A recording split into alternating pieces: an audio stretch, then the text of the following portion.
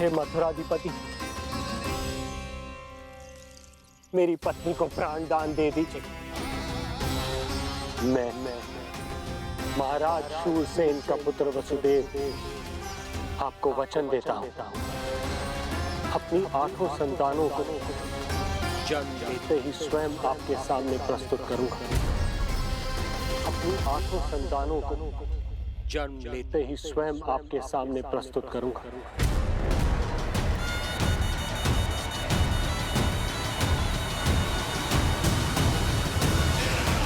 बधाई हो कुंवर जी, अपनी पत्नी के प्राण बचाने में आप सफल हुए, किंतु आपकी संतानें इतनी भाग्यशाली नहीं होंगी। वचन स्मरण रहे।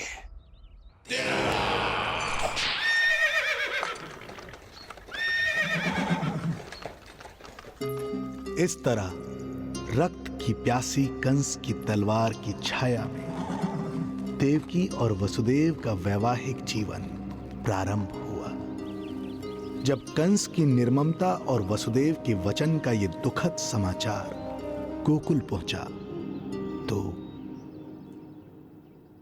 हे नारायण, अर्थात राजा वसुदेव यदि कंस के सामने गिड़गिड़ाते नहीं तो रानी देवकी के प्राण चले जाते। हाँ नंदराज, और अब वो दोनों कंस के महल में हैं, किंतु वो महल भी उनके लिए किसी बंदीगृह से कम नहीं है।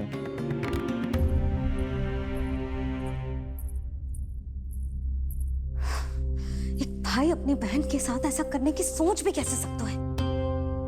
मेरा बस चले तो उस दुष्ट कंस को मटके में डाल के इसे घोंट के रख दूं, जैसे मलाई घोट के माखन निकाला जाता है।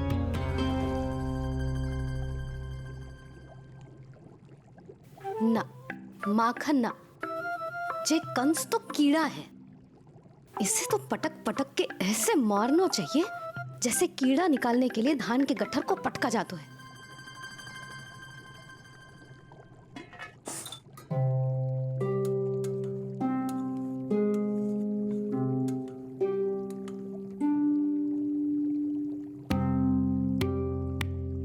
किंतु जब रोहिणी जिज्जी को पता चलेगा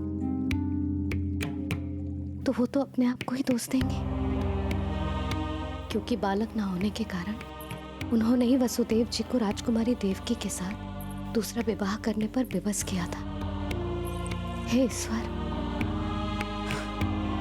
जिस सुख के लिए रोहिणी जिज्जी ने पत्नी जीवन का सबसे बड़ा त्याग किया था, जब उन्हें पता चलेगा कि वही सुख उस क्रूर कंस ने छीन के मटिया मेट कर दिया है, तो कितना कष्ट पहुंचेगा।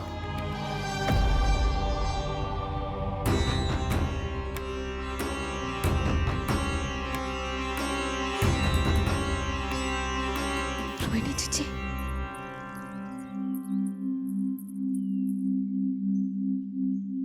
गोप नरेश, कृपया मुझे अपने भैया के पास ले चलिए। संकट के समय मुझे उनके साथ होना चाहिए। किंतु भाभी, पता चलो है वसुदेव भैया और देवकी भाभी कंस के महल में कड़े पहरे में रखे गए। पति पत्नी एक दूसरे का संबल होते हैं। कंस का पहरा कितना भी कष्टदायक क्यों ना हो, इस समय उन्हें और बहन देवकी को मेरी आवश्यकता है।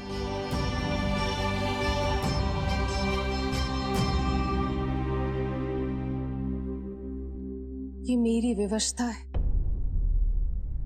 ये यादव कुलदीपक होकर भी आपको इस महल में बंदियों की तरह रहना पड़ रहा है, और मैं कुछ कर भी नहीं पा रही। काश आपने मुझसे विवाह ही ना किया होता। तो क्या मैं अपने भाग्य से भाग पाता देवकी? पूर्व जन्म के कर्मों के फलस्वरूप जो हमारी नियति में लिखा है वो तो हमें भोगना ही है। श्री हरि क्या करते हैं, कब और क्यों करते हैं, ये दुख हमारे जीवन में किस उद्देश्य से आए हैं, इन रहस्यों का पता लगा पाना हम मानवों के लिए संभव नहीं है देवकी।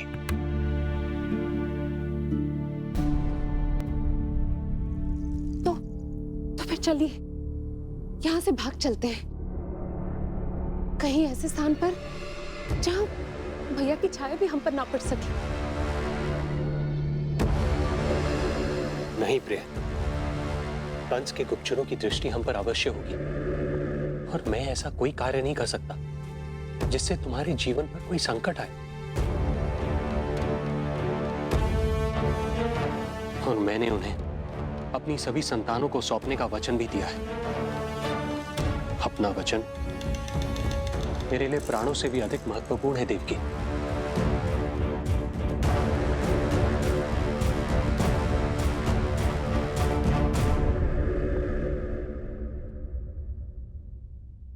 राजन, राजकुमारी, गोकुल से रानी रोहिणी और गोपराज नंद पधारे हैं।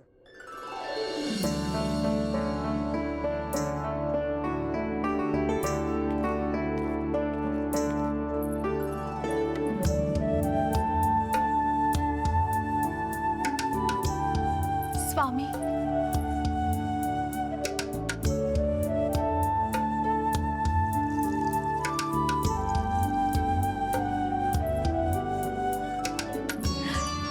बहन, दीदी,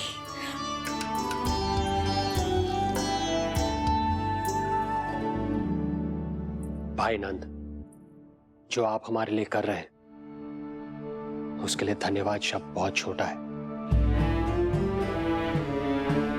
मैं अपने भाग्य को स्वीकार कर चुका हूं।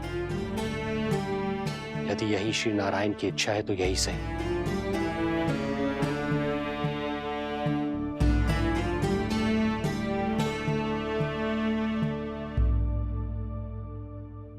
भाई नंद, इस समय मथुरा का वातावरण अनुकूल नहीं है, आपको जाना चाहिए। यशोदा भाभी भी चिंतित हो रही होंगी, उनसे कहिएगा हम यहां सुरक्षित हैं अभी तक।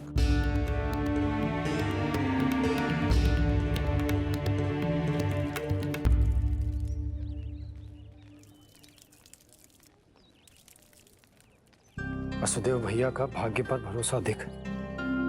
वे अपनी संतानों को कंस को अवश्य सौंपेंगे। ईश्वर, इतना कठोर वचन, जब इसे निभाने का कठिन समय आएगा तो कैसा अनुभव करेंगे वे? उनका हृदय तो चकनाचूर हो जाएगा।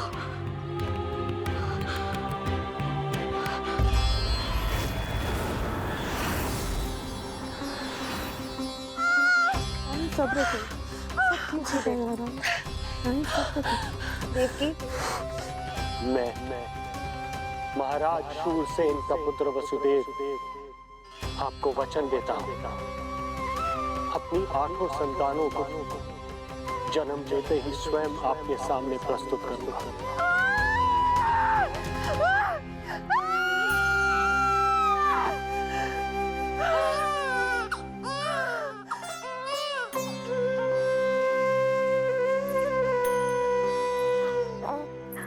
बधाई हो स्वामी, आपको पुत्र रत्न प्राप्त हुआ है।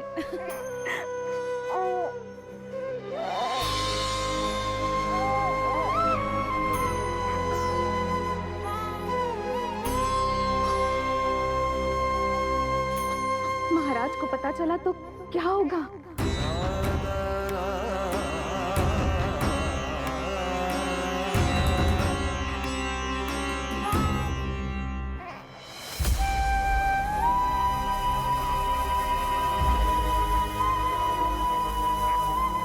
अपने पुत्र को इन हाथों में थामना, कितने वर्षों से इस पल की प्रतीक्षा कर रहा था मैं,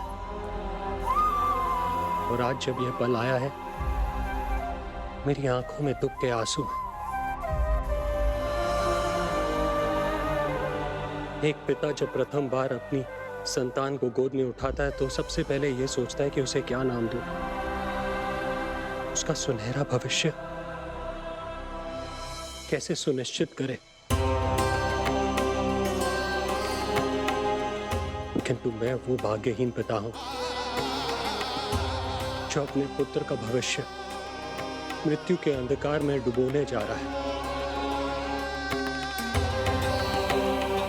मैं इसे नाम देकर क्या करूंगा?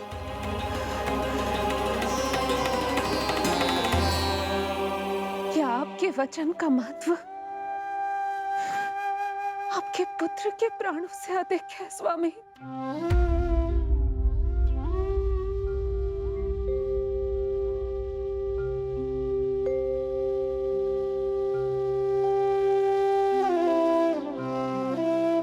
श्री नारायण का दूसरा नाम सत्य होता है देवकी। तुम ही कहो, मैं श्री नारायण से विमुख कैसे हो जाऊं? मुझे अपना वचन निभाना ही होगा। हृदय के टुकड़े टुकड़े क्यों ना हो जाए, मुझे इसे कंस तक ले जाना ही होगा।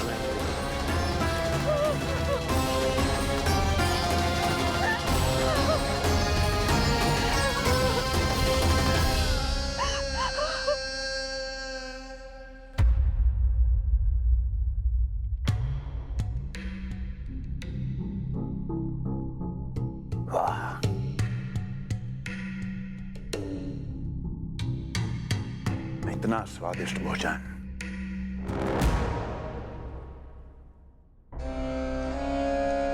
किसी विशेष इच्छा की पूर्ति के लिए मुझे सम्मोहित तो नहीं करना चाहती? मुझे पति के रूप में प्राप्त कर तो चुकी हो, अब प्राप्त करने को क्या क्या बचा है प्राप्ति? मैं प्राप्ति नहीं, अस्थि हूं स्वामी। प्राप्ति तो छुई मुई बनकर वहां खड़ी है। आप सदैव अपने विषय में ही सोचते हैं, कभी मेरे ओर भी निहारा कीजिए, तभी तो मेरा नाम सही से स्मरण होगा आपको। मैं अपने विषय में ही सोचता हूं, तभी तो दसों दिशाओं में मेरे नाम का डंका बजता है, मेरे साम्राज्य का विस्तार होता है, तभी तो मेरा अस्तित्व है। अस्थि स्मरण रहे, तुम हो क्योंकि मैं हूं।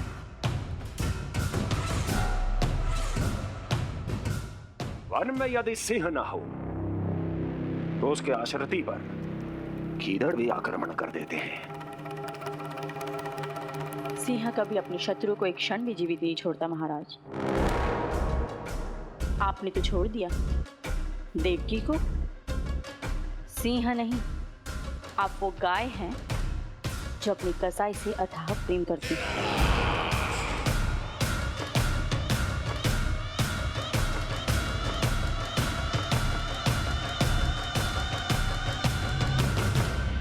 सभी संतानों को जन्म लेते ही मेरे पास लेकर आएगा, ये वचन दिया है वसुदेव ने मुझे। तो फिर आया क्यों नहीं महाराज? प्रथम शिशु का जन्म तो हो चुका है।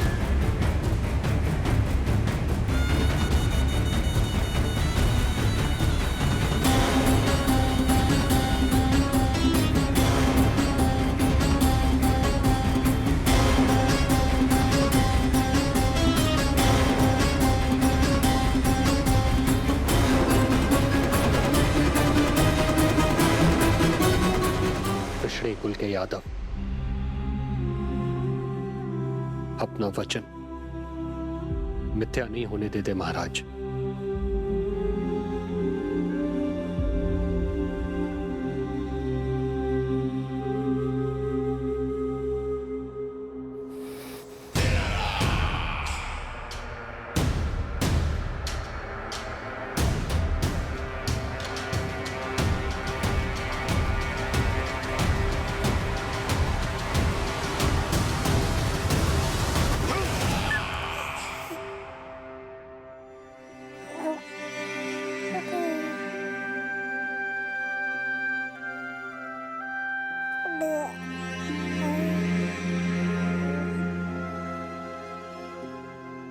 ये देवकी का पुत्र है, मेरी बहन जो मुझे प्रिय हुआ करती थी, उसका प्रथम पुत्र है ये, मेरा प्रथम भांजा।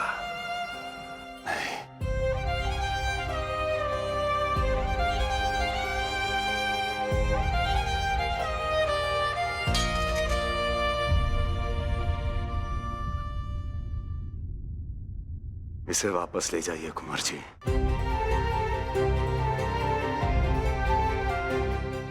देवकी की प्रथम संतान से मुझे कोई संकट नहीं।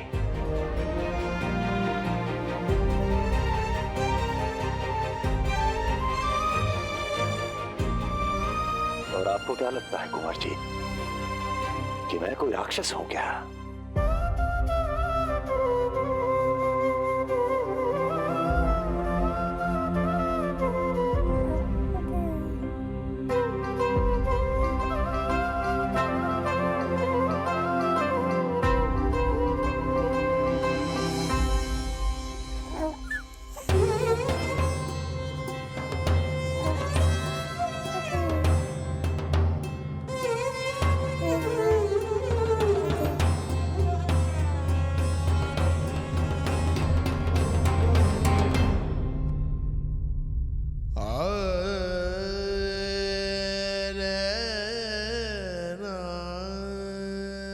तो उसे अपनी गोद पे भी नहीं उठा पाई थी दीदी। उसका वो सुकुमार मुख मेरी स्मृति से जा ही नहीं रहा। वो मधुर रुदन अभी तक मेरे कानों में गूंज रहा है। मैं तुम्हारी पीड़ा का अनुमान लगा सकती हूँ देवकी। मैंने उसे जन्म नहीं दिया था, फिर भी मेरे कान अभी तक उसके रुदन की ध्वनि सुन रहे हैं। क्योंकि ये अपनी माओ को पुकार रहा है। तुम्हारे भैया ने हमारे पुत्र को प्राणदान दे दिया है देवकी।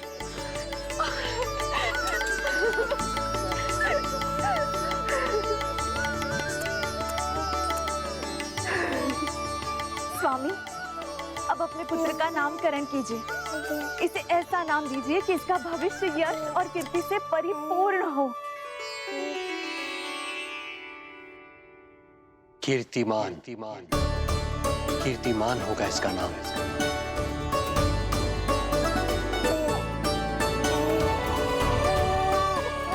कीर्तिमान।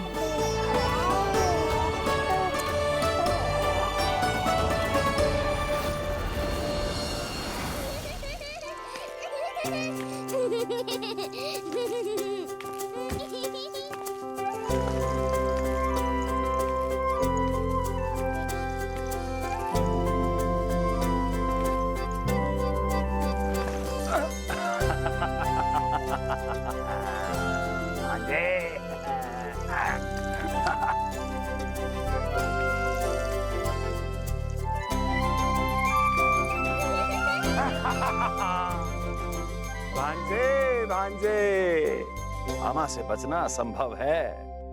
मामा जी, आपकी भुजाओं में कितना बल है, मुझे पीड़ा हो रही है। मेरा दूसरा हाथ पकड़ लीजिए। तुझे पीड़ा हो रही है? ये ले।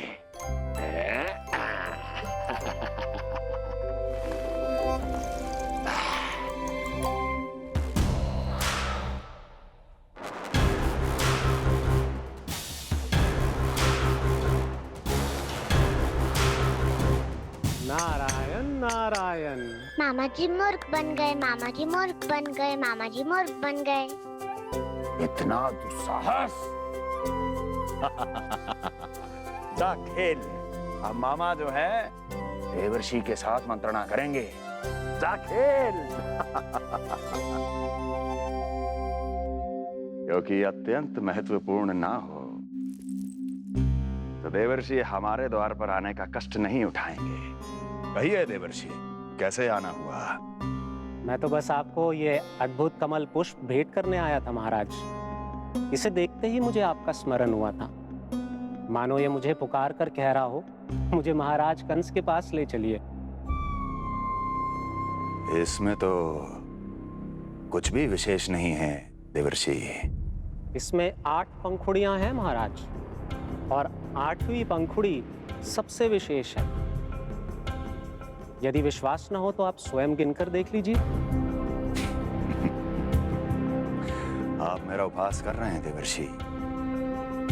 आप गिनिए तो सही महाराज। 1 2 3 4 5 6 7 8। क्या आप निश्चित रूप से कह सकते हैं कि यही 8वीं पंखुड़ी है? विचार कीजिए महाराज। क्या आप बिना किसी शंका के कह सकते हैं कि कौन सी पंखुड़ी पहली है और कौन सी 8वीं? क्या आप पूर्ण विश्वास के साथ कह सकते हैं कि कौन प्रथम है और कौन अंतिम? फिर चाहे वो पंखुड़ी हो या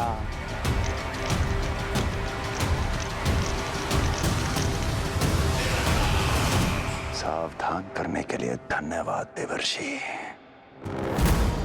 कंस के साथ धोखा करने वाले को अति भीषण दंड मिलेगा। भविष्य में ऐसी कल्पना मात्र से ही मेरे शत्रु भय से कांप उठेंगे। मथुरा नरेश, मैं तो मात्र पंखुड़ियों की बात कर रहा था।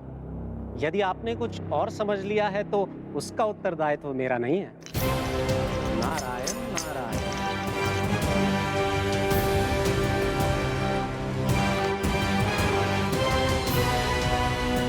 विचार कीजिए महाराज। क्या आप बिना किसी शंका के कह सकते हैं कि कौन सी पंखुड़ी पहली है और कौन सी 8वीं? क्या आप पूर्ण विश्वास के साथ कह सकते हैं कि कौन प्रथम है और कौन अंतिम? फिर चाहे वो पंखुड़ी हो या मामा जी मूर्ख बन गए, मामा जी मूर्ख बन गए, मामा जी मूर्ख बन गए, मामा जी मूर्ख बन गए।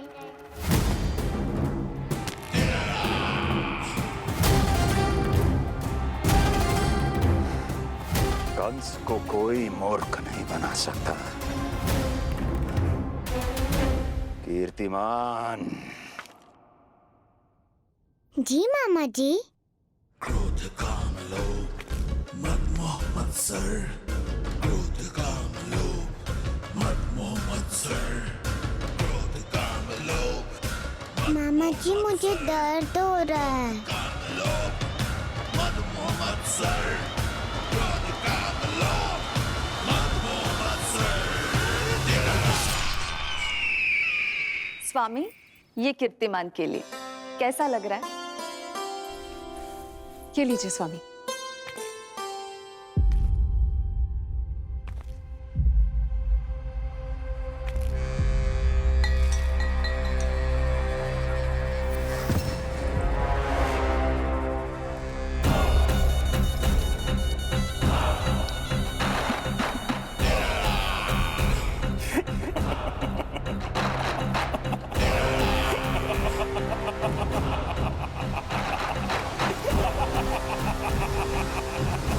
नेत्रों के सामने अपनी संतान की हत्या होते हुए देखना कितना पीड़ादायक रहा होगा ये दृश्य। किंतु प्रभु, यदि देवर्षि नारद कंस के हृदय में संदेह का बीज न बोते तो कंस ऐसा कभी नहीं करता। तो फिर उसे उकसाए ही क्यों देवर्षि ने? आप भूल गए देवराज, समस्त संसार में जो भी होता है मेरी इच्छा अनुसार ही होता है। यही प्रश्न नारद ने भी मुझसे पूछा था।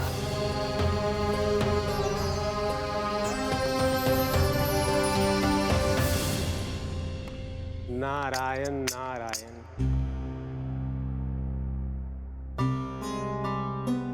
छोटे से बालक की इतनी निर्मम हत्या और माध्यम बना मैं।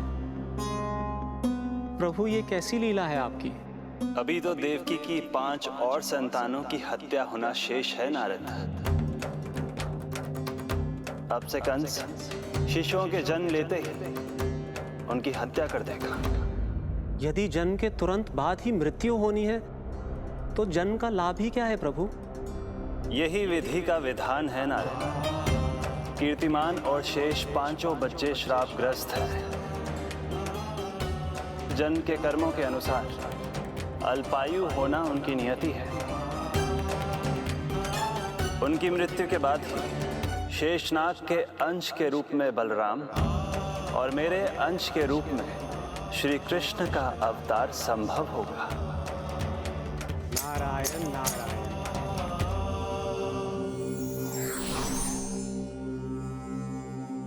देवकी के पुत्र एक के बाद एक जन्म लेते रहे और उनकी हत्या कर कंस अपने पापों की संख्या में वृद्धि करता रहा। नहीं! मत मारो! मेरा पुत्र! मेरा पुत्र!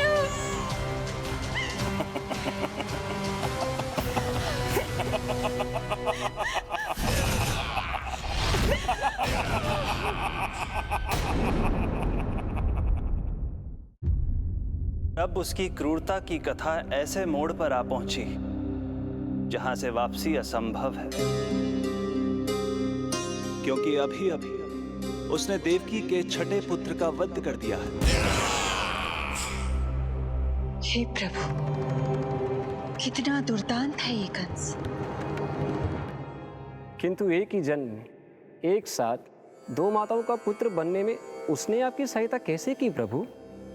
उसके भय ने उससे ये कार्य सहज ही करवा दिया देवराज। जन्म लेते ही माता देवकी के सभी पुत्रों की हत्या कर उसने मुझे विवश कर दिया है।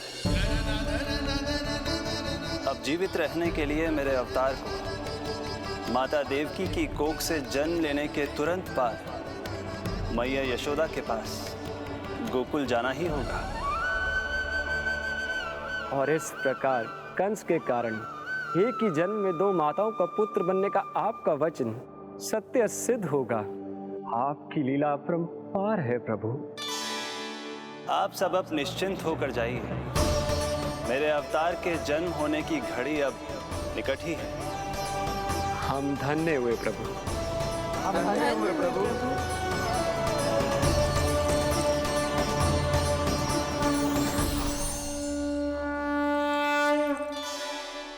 मुझे तो अभी से मैया यशोदा के साथ आपको खेलते हुए देखने की उत्सुकता हो रही है। उनकी प्रवृत्ति कितनी निराली है। क्रोध ना करो तो क्या करूं? देखिए इसकी सतानी, फिर चला गया सुलक्षणा के बगीचे में फूल खाने। और आपको तो पता है ना सुलक्षणा का, इतनी सी त्रुटि हो जाए पूरे गांव में बखान करने में कोई कमी ना रखती। और जे की अरे जब ग्वालिनों को पता चलेगा तो क्या कहेंगी? यही ना कि जसोदा अपने बच्चे को खाना ना देती, भूखा रखे है। सुनो जी, मैं तो कहती हूँ अब ब्याह करा देते इसका। अब वो ही ध्यान रखेगी इसका। केवल पत्नी सुधार सकती है तुझे।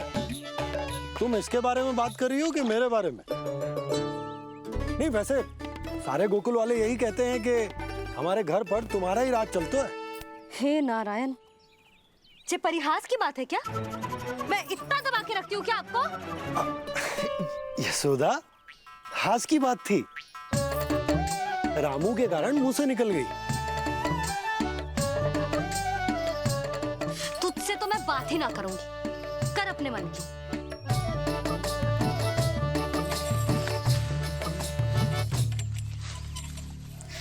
पता है तुझे कितना क्रोध आता है जब तू ऐसे बिना बताए घर से चला जाता है। प्रेम है जे मेरा, चिंता है मेरी। तुझे कुछ हो जाए तो लल्ला माना है तुझे।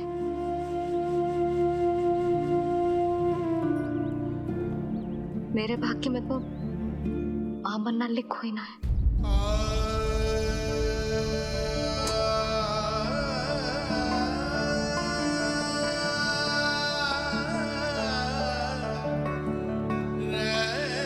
यशोदा,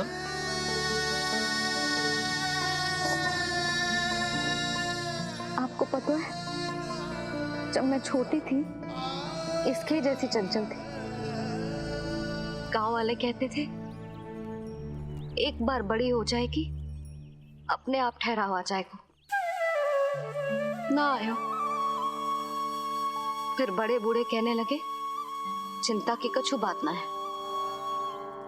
एक बार शादी हो जाएगी सब ठीक हो जाएगा। ना हुआ। फिर सबन ने कही एक बार बालक हो जाने दो, गोद भर जाएगी अपने आप परिपक्व हो जाएगी। पर गोद तो भरी ना मेरी। बालक तो हुआ ही ना। उस पर जब जे भी भाग जातो है तो मुझे रह रह के यही स्मरण होता है कि कमी मुझ में ही है। मैं ही किसी बात का ध्यान न रख पाती। संभव है यही कारण से नारायण ने बालक ना दियो मुझे।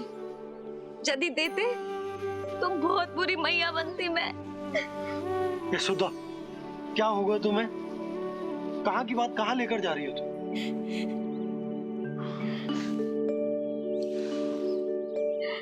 बालक अवश्य होगा हमें, और बहुत अच्छी मैया बनोगी तुम। बस नारायण सही समय की प्रतीक्षा कर रहे हैं। मेरी तो ना सुन रहे बे। आप ही कह दियो उनसे, अब और प्रतीक्षा ना होगी मुझसे।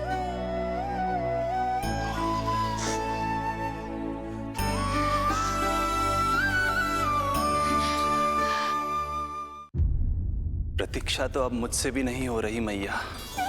तो फिर मैया की इच्छा पूरी कीजिए प्रभु।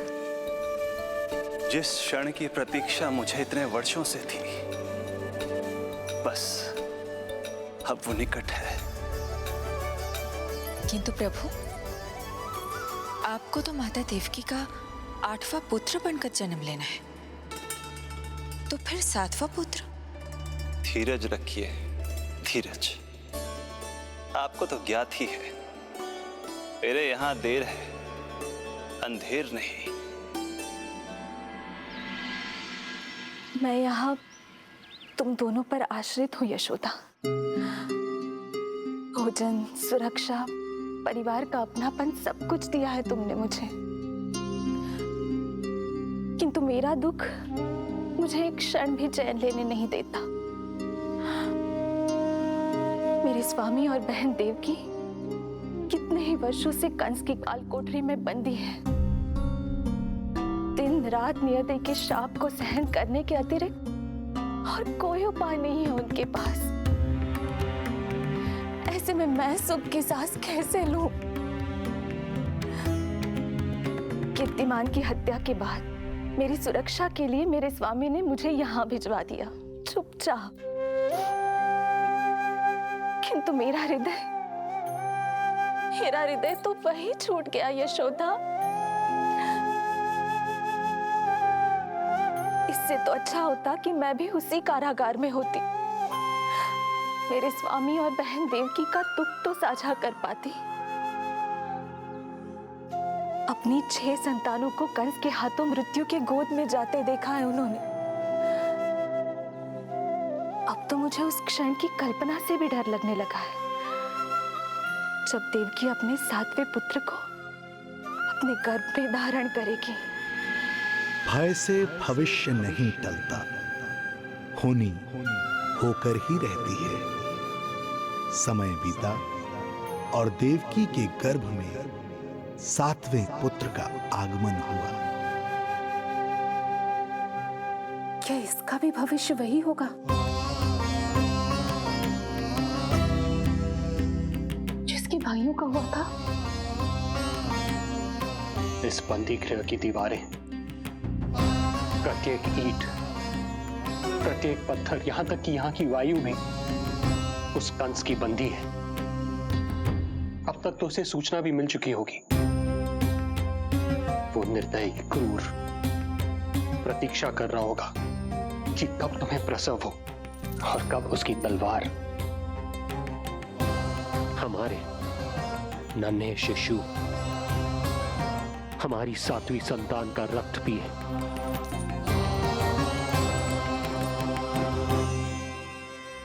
दुर्जन, तुम देवकी की कालकोठरी के बाहर स्वयं उपस्थित रहोगे, प्रत्येक पल 8 प्रहर।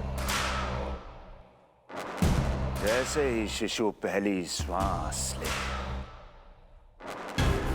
तुम मुझे सूचित करोगे। अवश्य महाराज, आज्ञा दें।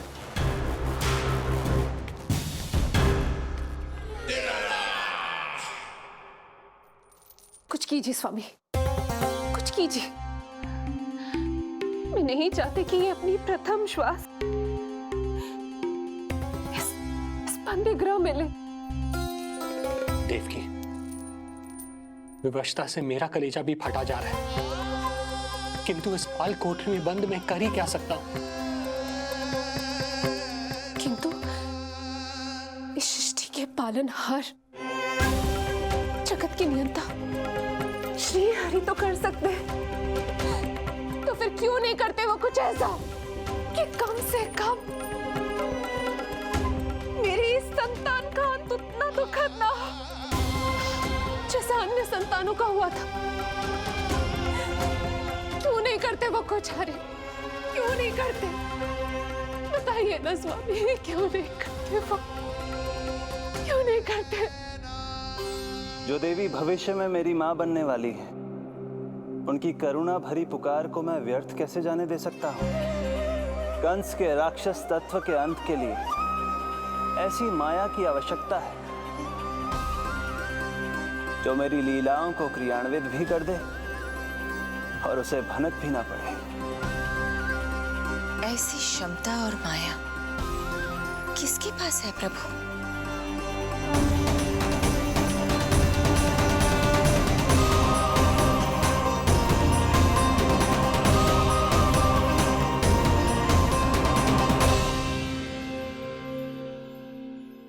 ओम नमो आकर्षणी ज्वाला मालिनी, ओम नमो भगवती क्लेशनाशिनी।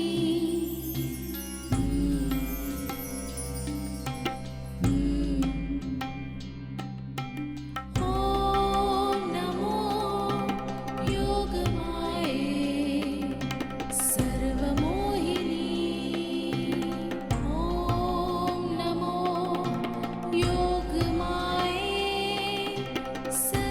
आज्ञा दीजिए प्रभु। माता देवकी का गर्भपात करके उस संतान को रानी रोहिणी के गर्भ में स्थापित कीजिए देवी।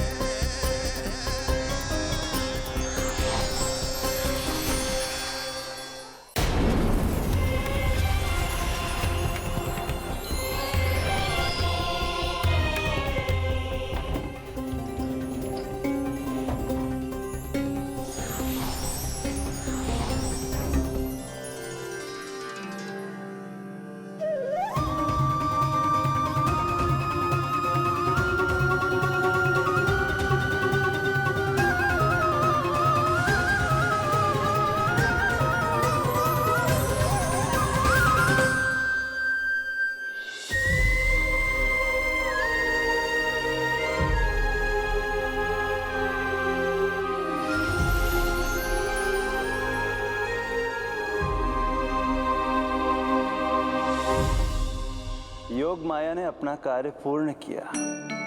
सुबह सूर्य की रश्मियां देवी रोहिणी को ऐसा संदेश सुनाएंगी जिसे सुनकर वो प्रसन्नता से झूम उठेंगी।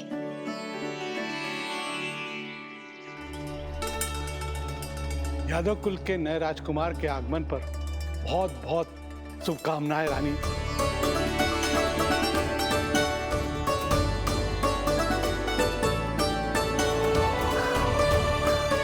यशोदा, मैं माँ बनने वाली हूँ। यशोदा, सुना तुमने? चिच्ची, मैं माँ बनने वाली हूँ। मैं माँ बनने वाली हूँ यशोदा। अरे संभाल के जीजी चित्कार कर रही हो। बधाई हो चिच्ची, बधाई हो, बहुत बहुत बधाई हो।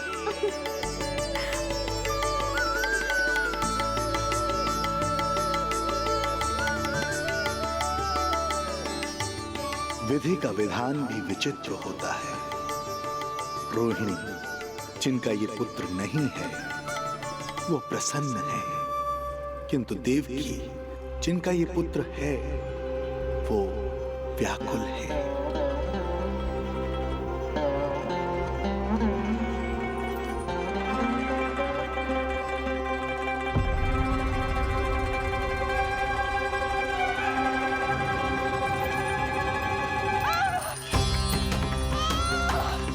क्या हुआ देवकी? तुम ठीक तो? स्वामी, स्वामी मेरा पुत्र, स्वामी हमारा पुत्र चला गया। स्वामी, हमारा पुत्र चला गया। धीरज धरो देवकी, संभव है यही श्री हरि की इच्छा हो। किंतु मैंने उनसे ये तो नहीं मांगा था ना स्वामी। मैंने कहा था हमारा पुत्र यहाँ श्वास न ले। इसका ये अर्थ नहीं था। क्यों किया नारायण ने ऐसा? क्यों किया?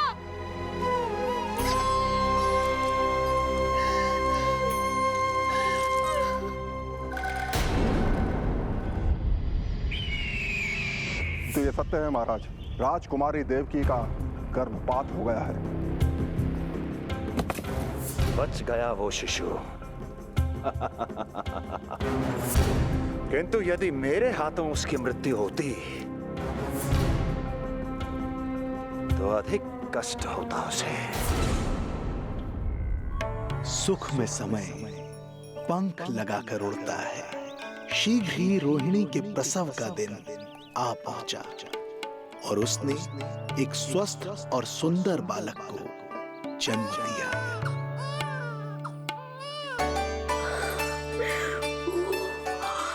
लो जिज्जी, संभालो अपने लल्ला को, जी भर के निहार लो इसे।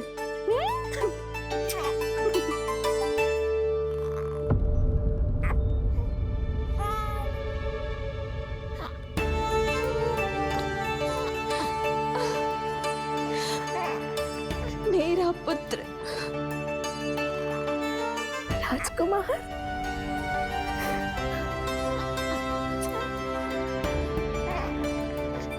अच्छा जीजी, मैं तनिक इनको भी सूचना देकर आती हूँ। वसुदेव भैया तक भी तुझे शुभ समाचार पहुंचाना है। राजकुमार कौन है? हाँ, गोकुल का राजकुमार है। हाँ, गोकुल का राजकुमार है, मेरा बच्चा।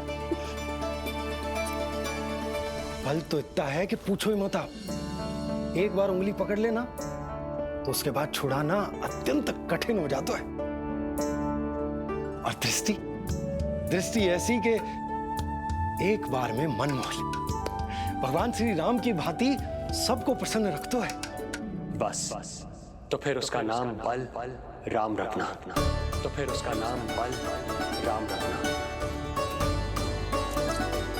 देवकी, बधाई हो, तुम छोटी मां बन गई।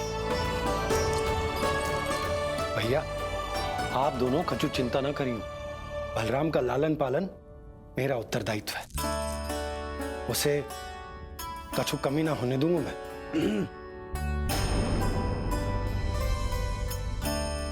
मुझे चलना चाहिए। कितने वर्षों बाद तुम्हारे कारण शुभ समाचार मिला है हमें। श्री नारायण हमेशा तुम पर कृपा बनाए रखे।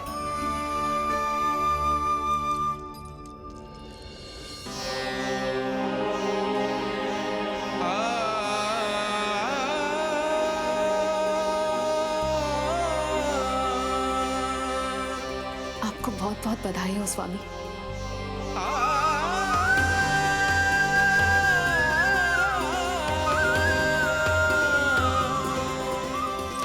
देवकी, क्या हुआ?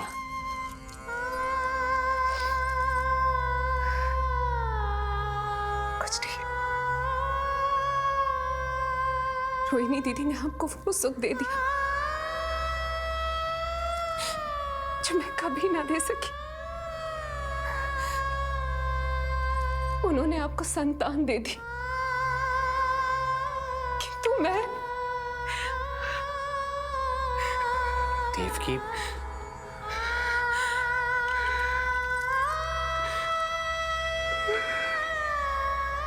इस समय जो व्यथा माता देवकी की है, वही पीड़ा माता यशोदा की भी है। माता देवकी की ममता अपनी सभी संतानों को खोने की वेदना से त्रस्त है, तो माता यशोदा की ममता संतान ना होने के संताप में झुलस रही है। सत्य कहा देवी, मुझे आभास हो रहा है मैया यशोदा का हृदय मुझे अपनी गोद में खिलाने के लिए कितना व्याकुल है। सच्ची श्री हरि, सच्ची में प्रसन्न हूं मैं कि आपके आशीर्वाद से रोहिणी जी को इतना प्यारा लल्ला हुआ है। पर मुझसे क्या त्रुटि हुई नारायण? मुझे क्यों न दियो आपने लल्ला? मुझसे क्या त्रुटि हुई नारायण? मुझे क्यों न दियो आपने लल्ला?